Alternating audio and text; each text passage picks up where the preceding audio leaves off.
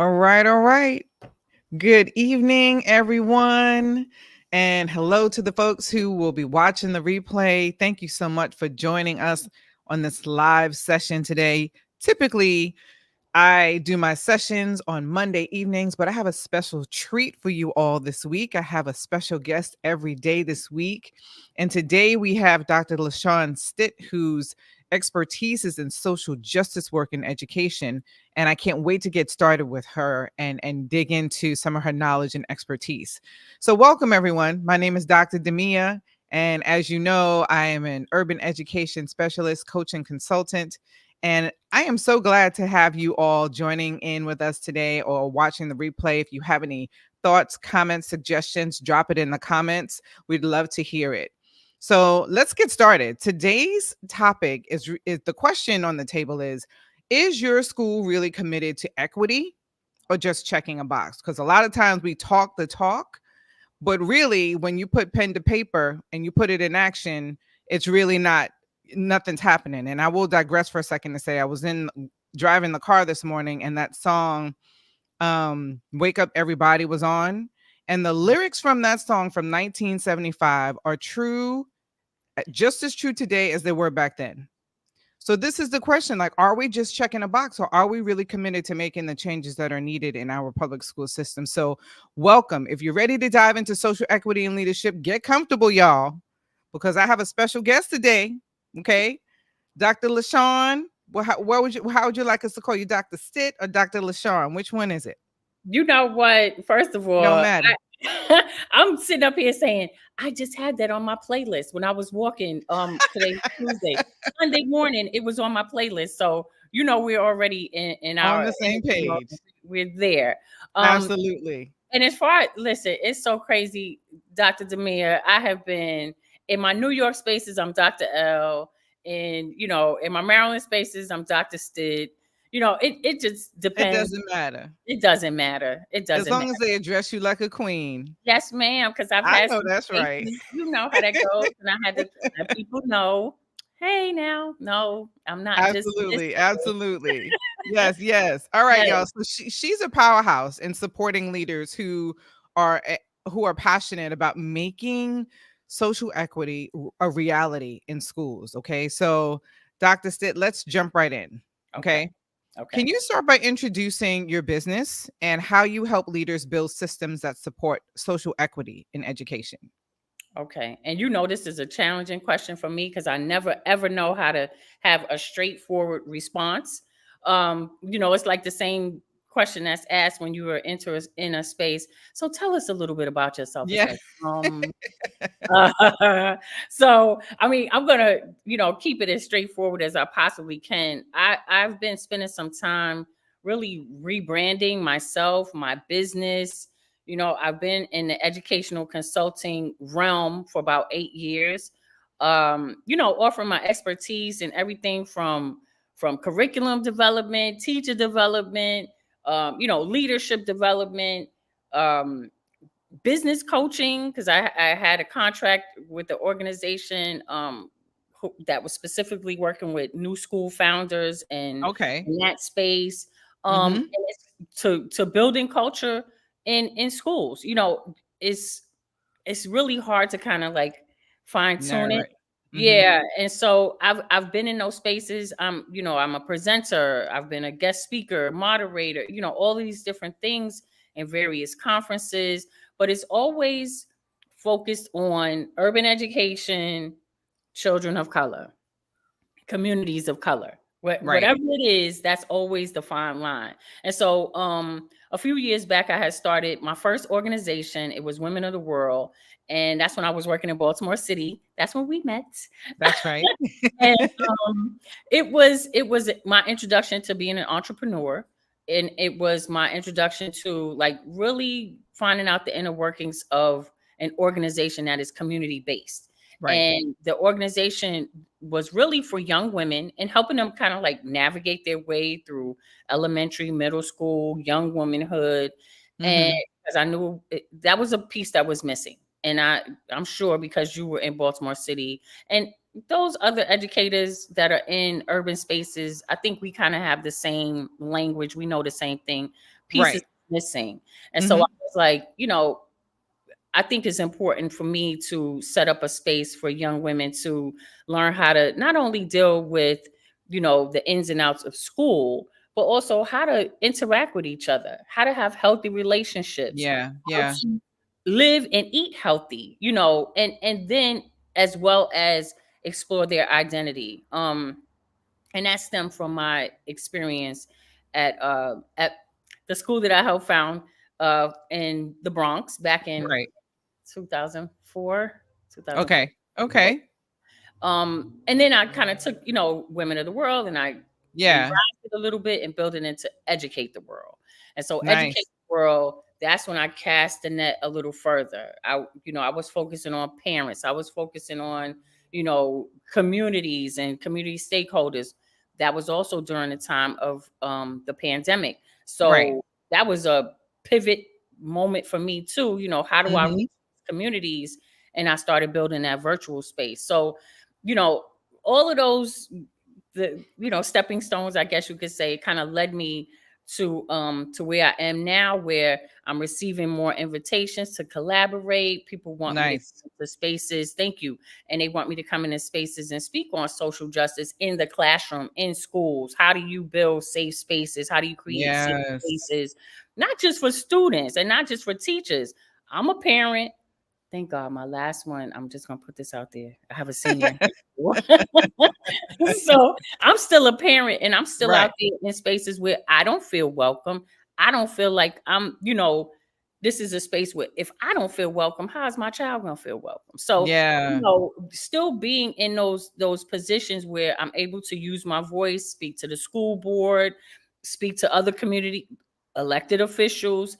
Right. Um, we and using my voice and still being that I've heard this, I've been called this before, and I never really took it to heart. But as I am moving through this space of redeveloping and rebranding, I am considered a revolutionary in my own way, Absolutely. you know, Yep. Yep. and I'm also, and I know this is not always a comfortable thing to say, but I'm a light seeker. I'm trying to live positively. I'm trying to make Mhm. a change.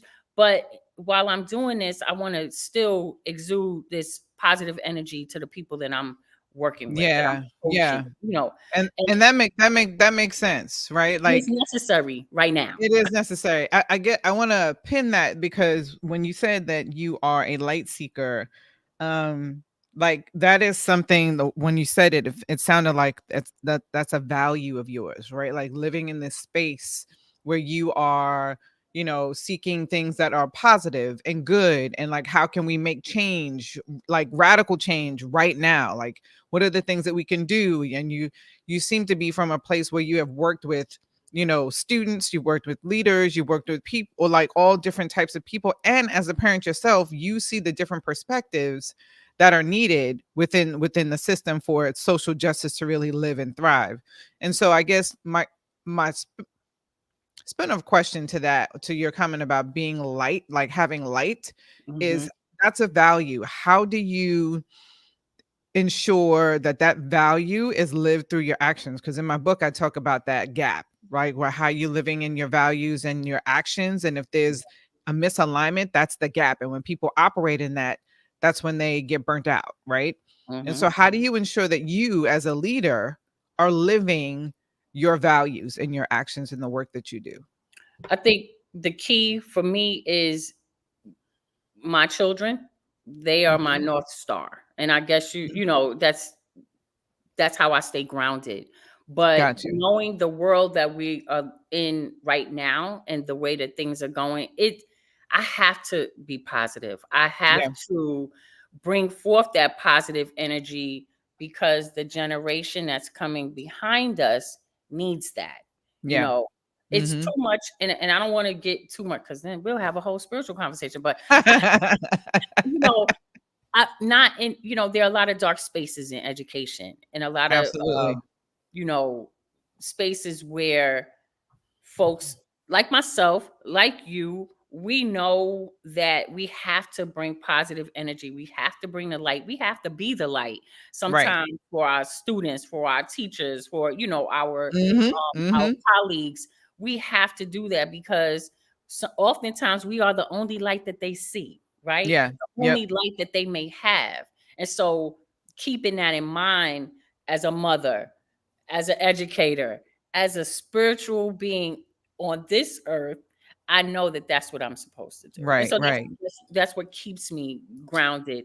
And Good. sometimes Yeah. these are challenging conversations, but when you disrupt, sometimes you got to disrupt, and it doesn't always have to mean that you're disrupting and just wreaking havoc. That's right. Yep. You're disrupting the norm. Yep, yep, and that's exactly what's needed. Thank you for that. So, Absolutely. in your experience, what is the biggest challenge you think leaders face when trying to integrate social equity into their school culture? And then how do you help them overcome that? So that's well, let's be honest. Um, Sometimes leaders need to be called out. Uh, Say it again. Say it louder for the people in the back. right? Okay. And I say leaders because I know, a lot of folks don't really see educators in the classroom as being leaders, but they are. They're the They first are. line. They're the Absolutely. first line. And so sometimes you have to call them out on, not always in a negative way. And I'm saying Mhm. it where when I am working with teachers and when I have worked with teachers in the past, it's more so of having them step back and look at everything from a panoramic perspective, Right. um, but you have to be honest. And a Yeah. lot of times in education, people gloss over stuff. They make things up. They make things look wonderful. Oh, this is just great. And the truth is, this is not how it is. So sometimes Right. you have to be honest. You got to bring that truth. You have to, you have leaders who are facing their fears, their own internal fears, Mhm. fears from the external stakeholders and the external environments that have an impact on their school, their teachers, their Yeah, students. yeah. A lot of times the leaders are facing complacency. Oh, Yep. it's good. We good. Are you really good? You know, Yeah, yeah. they're often faced with rejections, pushback. People don't Yep. want to hear it. Yep. I'm not trying to do nothing. I just want to get through this year, do what I have to do, and keep it moving. Some people are looking to retire. So when you look at the challenges that they're facing, and then when you look at what social equity is or social justice is in school culture, it's a lot. It's a lot because you have disconnected students. You have, like I said, me, a parent that's frustrated with what's going Mhm. on. Mhm, Um, mhm. the identity of the school is missing or it's flawed. There's so many different things that leaders are being faced with. But when you as a leader are fully aware of what's missing and you want to make a change, then you start with the missing pieces and start filling in those missing pieces. Yeah, yeah, So, yeah. it Yep. and it's not an overnight sensation. It's not going to happen overnight. It's Right. work. Absolutely. Absolutely. Yeah. Yep. You got to get dirty. You hit the nail on the head with that. I mean, because that's something that you know, uh, emotional intelligence and this ability to be aware of who you are as a person, as a leader, but a person first, right? Because you're a person Yes. first. As a leader, what your triggers are, what are the things how are you aware what your how your body reacts when you're being triggered? Do you know what to say? Do you know how to practice empathy? Those are things that leaders have to practice because they're constantly in front of people and Mhm, guiding people and being the support. And a lot of mhm. times, I mean, Black women do this all the time. The Yes, constant support system for so many mhm, people. That weight can be it can drag you down, and so you have yes, to be like have this emotional awareness, this emotional intelligence, and then be able to like you were alluding to just now is like put those systems in place mhm, where you mhm, find the things that you can work with right now. You recognize those things and you find those things. So mhm, I'm so glad that you said that. mhm. And just one other side, and just to kind of reinforce what I was just saying, I was in a school years ago, Mhm. and I had a principal who was, very forceful and, had to be seen and so forth and so on. Meanwhile, I was the one not drinking enough water, not going to the bathroom, you know, in suits and heels, mopping the floors and getting busy when parents come in. And Right. coming finds out he was taking naps in his office. And I was like, this is why people don't respect you. Right. This is why the morale is down. This is Right. why, you know, the school climate and the culture is just it's messy. It's Yeah. messy Yeah. because, you know, as the face of the school, as the leader, you're Mm-hmm. not doing what you're supposed to do. And Yeah. people Yeah. see it and they feel it. Yeah. And they see and feel it. Absolutely. And that leads perfectly into my next question, which is, so when leaders struggle to create spaces for honest conversations, right, Mm, around equity or anything else, what advice do you give them for them to like stay on the course even when it's uncomfortable? Right? Because we're talking about culture now. Like mhm, the leader sets the tone for culture. And mhm. so if the leader is doing what you just described, right, which is Girl. complete apathy, Yes. terrible, right? Or they're just uncomfortable about having conversations around equity, Mhm. right? What kinds of conversations or advice do you give them to stay the course when things are uncomfortable? That's a good question. And you know, when you think about it, the first thing that comes to mind is being authentic. Be your authentic self. You know, Mhm. be purpose driven. Be fair. Be fair not only to yourself, but be fair and true to your school and to your school family. And Right, I right, say family because that, and again, I'm going back to when I was, you know, in the school, not only in the classroom, but in the school itself. It was we created a family, and right. that's your community. And you Yep. have to be honest. Think about your household. Everybody sees you with your bonnet on, maybe your lashes are off. You might have a little, you know, that's your true self. That's who you Right, are. right, They right. still love you though. They love Yep. you regardless. Sometimes in those school buildings, they may see you maybe not at your best. Dr. Demia may not have her best outfit on today, or she may not be coming with her A game because she had a rough Right, night. But I'm still being true to who I am. This is who I am. You're my right. family. You understand that. I will say And you'll pick up the slack. yes. That's the thing. See, You will pick up the slack because that's what teamwork is, right? that's it. That's Mhm. it. And again, this is not all, you know, it's a blanket statement and to all, you know, everyone who's, you know, out here watching this conversation and listening to what we're saying. I'm not saying that every school is like that, every Right. situation is Of like that. course. But Of there are course. many school communities where there's no trust, there's no Mhm. loyalty, there's, you know, teachers who don't feel supported. You know, sometimes you got to get uncomfortable, right, to see change. And I had to train when I was at one of the local community colleges, CCBC Community College of Baltimore County. I was introduced years ago to Courageous Conversations by Glenn Love Sing. that book. Uh-huh. And when I tell This you, conference is amazing too. oh, see, now I gotta find me a sponsor. Yeah. Because I'm trying to go to the next one. Uh-huh. I I switched, it was like a North Star. Mhm. Using those conversations, digging deep, getting uncomfortable, really recognizing who you are so that you could be the person that you need to be in your school, in your learning environment. Right. That's the kind of stuff that has to happen. You have to be uncomfortable. You have to be willing to be, you know, okay, I don't look my best when I wake up in the morning, but once I get it together, you know, I clean Right, up right. nice. You know what I Right, mean? right, right. Uh-huh. So, you know, it's the same thing with equity. It's the same thing with being fair. It's the same thing when you're in that school building. We all know there are students who may come from spaces where they they've moved from place to place. They don't have a permanent place. You may have teachers who are in that situation, whether we choose to address it or really identify that or not. There are people who are in uncomfortable spaces at home or in Right. their, living space.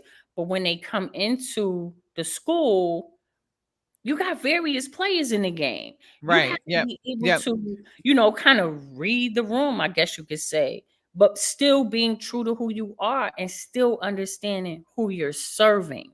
Right. As So a what leader, you're so serving that population. Go ahead. I'm sorry. yeah, that makes sense. When you're working with a school leader, what advice would you give a school leader who is leaning into their discomfort so that it's encouraging them to continue, like, to stay the course? I you know what? I was a speaker at a conference at a couple of months ago, and it Mhm. was a higher ed conference. Mhm. And there were faculty members, teacher professors and all kinds of folks that were there from the higher ed community as well as, K through 12. Well, pre-K through 12. And I had someone ask the question, so what do you do when you need to advocate for your students or you need to speak up? And I said, oh, use your voice. Use your voice. I mean, find other tenured staff that can use their voice also. Get your crew. Right. Build your crew up, your team up, your village up, right? So that you can present, whether it's to, the president, whether it's the vice Mhm. president, whatever, whomever you're bringing something to. You have to be able to come with courage, Yep. right? But you Yep. also need to find other people who are on your team. We're stronger in numbers, yes. Yeah, We are stronger absolutely. in numbers. But when you look at the faculty members at Columbia and California, they put their professional careers on the line. They're putting their beliefs on the line. When you Mhm. have professors at Morehouse protesting, when Biden Yep. it sometimes you have to get uncomfortable. Sometimes you have to raise an eyebrow. You have to be Sometimes, disruptive. yeah, you gotta be disruptive. You have Mhm. to. Mhm. And again, it doesn't necessarily mean that you have to come through like kicking in doors and I'm fighting this. It's not that kind of disrupt. You're disrupting the powers that be. You're Yep. disrupting a system that has been in place that's not working. Yep. Yep. That makes sense. That makes sense to me. And it's like, because I completely agree with you with the disruption piece. I mean, you talking to a girl who read Asata in high school Let's go. and, you know, changed the Black Student Union to African Students of Alliance in college. That's So right. yeah. So you That's right. definitely have to be willing. Yes, Melanie, Dr. Battles, you definitely have to be willing to take risks. There are, however, some people who are, and I believe people have their roles, like you Mhm, have the ones who will take the risk, you have the ones who are behind the scenes and will do X, Y, and Z. As a mhm, leader, what do you suggest, like, for any leaders that are listening right now, what would you suggest to them if they are, the type of person who prefers to just do the quiet work in the back? Like, what, because I hear you saying a lot of, like, use your voice, but if people have been trained to do that, right, there has to be a structure to it, mhm, mhm, right? Because mhm. you can use your voice and then not know what the end result is, right? Like, so for Right. example, I'll give you an example, and this has a little off a little bit, but my mom was mad at her management company because the manager said something to her in a way that wasn't, she didn't like. And so Mhm, she said to me, I want to go talk to the manager and blah, blah, blah, blah. I'm like, sure, Ma, let's have a conversation and see what's going on. So then when I got with my mom, I said, listen, what is the outcome? What do you want to happen mhm, from this mhm, meeting? mhm, And she mhm, said, I don't know. And I was like, well, we can't, it won't be effective. We can do it, but it wouldn't be mhm. effective to go in there and sit down and have a conversation with the manager when you don't have a result, like a thing Right, that you want to, like an outcome. right. And so I'm saying that to say, like, disruption is definitely necessary. And there also needs to be an outcome, right? Mhm. Like, what do you Mhm. want to happen because of this disruption? And then you start to map what that looks like. Right. So when I start the disruption, these are the things that could potentially happen. Option one or option two. If option one happens, then what am I going to do? If Right. option two happens, then what am I going to do? Right. So it has to be a process. And I talk about this in my book about process power as the Mhm. second step after Mhm. minding the gap is you have to know the process, you put a process in place so that you can get to that desired outcome, right? Because being Right. disruptive is great. That's what Right. we need.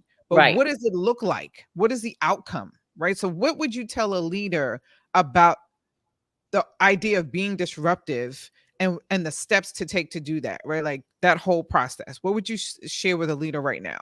So, game plan number one, what you know, we talked about this previously, but identifying what your, I guess, your weaknesses are, or identify where your gaps are.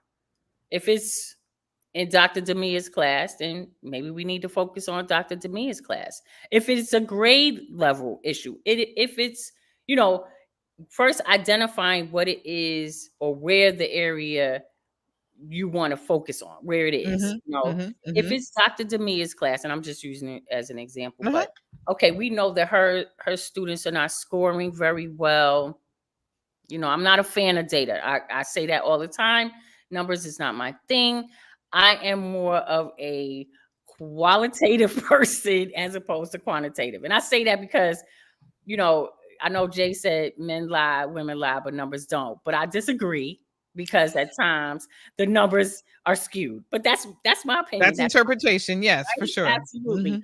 But when you're looking at, like, how do you measure success? What does success look like in Dr. Demia's class? What does success look like in school XYZ? And again, you know, bringing it to each individual leader.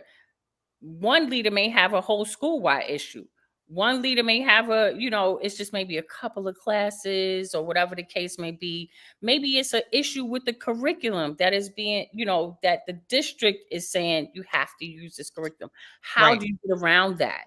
And so I've been in that position one too many times. Um, and again, it's we have to look at our family and see what Yep. works for our family. And so Yeah. maybe chapters 3, 4, and 5, excuse the fire trucks in the back, is and Uh-huh. chapters 3, 4, and 5, or units 3, 4, and 5 are not working for us. So Right. I have to find another way as a classroom teacher, as a grade level administrator, as the school wide. I have to find a way to still make sure that this content is covered. The curriculum may not be covered in its entirety, but I have to find a way to do that. So again, it depends. It could be one issue that we need to focus on, or it could be a couple of issues. But once Right. we identify what they are, and we're able to say, okay, so the gap is here, or with the students here, then we can look at, you know, measures, different tools to Yeah, use. I was just about to say, Doc, you talking about quantitative data too right now, I okay? Because know, you and need you I need both of them I for know, that to be successful. I So know, even though you say you don't like it, Imma push you because you know I'm the data I person. I know. love me And some data. listen, and I'm gonna tell you this because my mother, she was a math teacher, so you already know. I'm just gonna leave that right there. So All I right, I, so I believe in the power of numbers, and yes. but we do know, especially now, and I'll put some of these schools on blast. Stuyvesant and all those specialized high schools where Mhm. students' scores were really great, but these were teachers behind it. So what are we really measuring? Like, is the student really prepared to go on to college and so forth and so on? Or are we doing that just to make ourselves look good? Listen, I was in college bound classes and had to go to remedial classes in college, so I know Hello, exactly what you're talking about. come on now. Okay. So let me ask you So this I hope question. we had a lot of conversation around that, and I just want to make sure I answered your question. Yes, yes, you did. Okay. What are some success stories that you've witnessed where schools have like fully embraced equity initiatives, and what impact did it have on the students and the staff and just the overall school culture? What is share some success stories or a success story? Okay, well, shout outs to Urban Assembly Academy of History and Citizenship for Young Men. Whoop, whoop. That was the high school that and I say was, but I was one of the founding members and proposal writers for the high school, and it Nice. was, thank you, in the Bronx. The first of its kind, and I say that because not only because it was a single sex school, but it was a school that was strictly around educating young men of color, Black and Latino men in particular, but also on culture and identity, but Mm-hmm. with the infusion of history and citizenship. And that's what I did my dissertation studies on. So, you know, I had firsthand experience. Not only was I a witness, but I was in the trenches as well. So I was able to see how young men who came from, New York City, New York in itself is so vast. People really Mm-hmm. don't understand, their pockets and all Yep. kinds of things that happen there. And so we had young men traveling from different parts. They would come from the Bronx, they would come from Harlem, some depending on what their family situation were, they might have been coming from Brooklyn or Queens. Right. Right. And so we had young men who traditionally were in school as seventh and eighth graders who were way below their average student, quote unquote, Mm-hmm. average student with very low scores, test scores, and so forth. They were not familiar with an environment where they had a dress code, where we played, we had a drummer, brother Kamal Patah, that's my brother. He would signal the change of classes with the drum. So we had Oh, the I love that. djembe. We Yeah. had, I Yeah. mean, we were as non-traditional as we could be.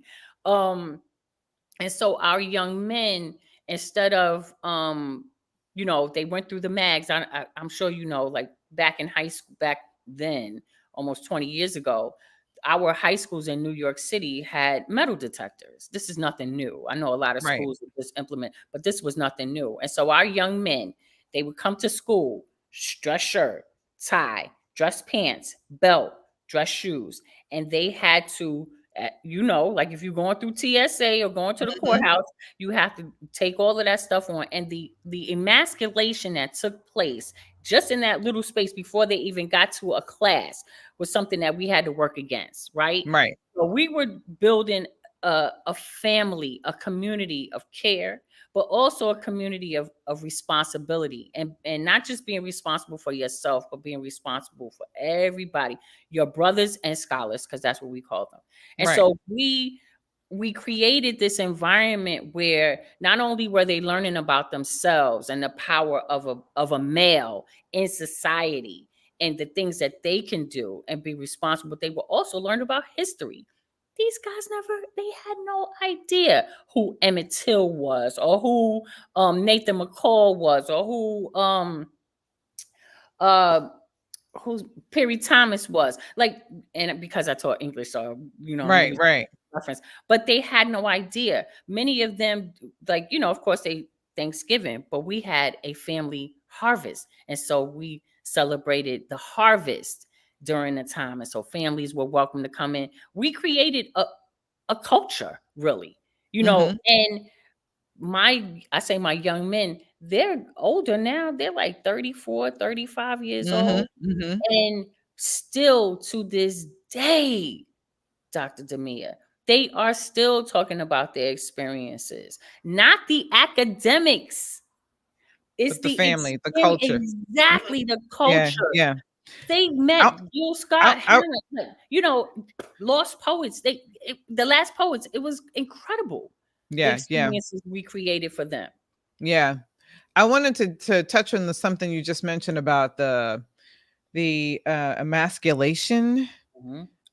and how like that seems like that could have been a good that is a good place for like to raise this point about equity and not feeling like because walking through detectors and things of that nature is like walking through like similar to a prison system, and Yes, ma'am. we're talking about Black men, right? So Mhm. Mhm. I know that there are things that need to be put in place, and it's kind of like a double-headed coin, because while you understand Mhm.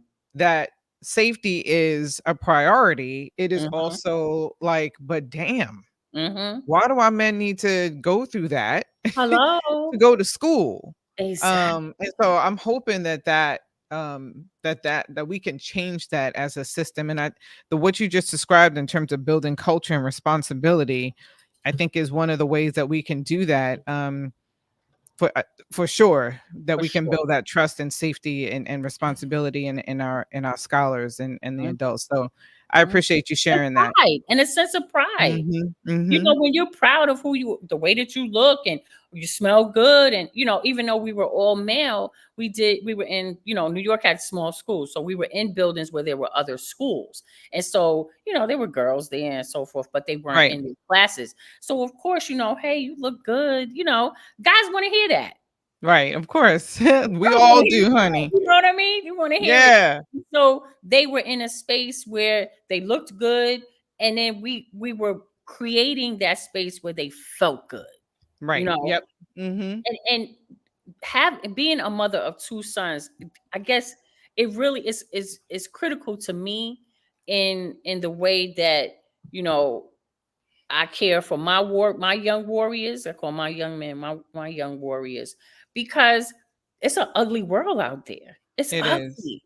And if Yeah, we yeah, don't give them something, some sense of pride, some sense of, civic responsibility, or some sense of historical relevance and part of their culture, then what are we doing?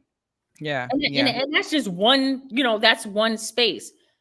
You can see success stories in so many places, yeah, whether it's a school that's dedicated strictly, a single sex school, or whether it's a school for law and government, whatever the case may be, yep, yep, creating these environments that are safe, that are culturally based, and that it's not just about, forgive me, it's not just about the numbers, yeah, right?